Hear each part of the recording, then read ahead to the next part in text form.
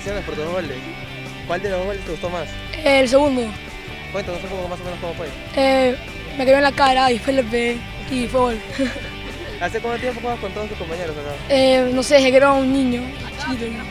Más o menos, ¿quién te enseñó a jugar? Mi papá, ¿Y hace cuánto tiempo juegas tú? desde que era chiquito, 6 años por ahí.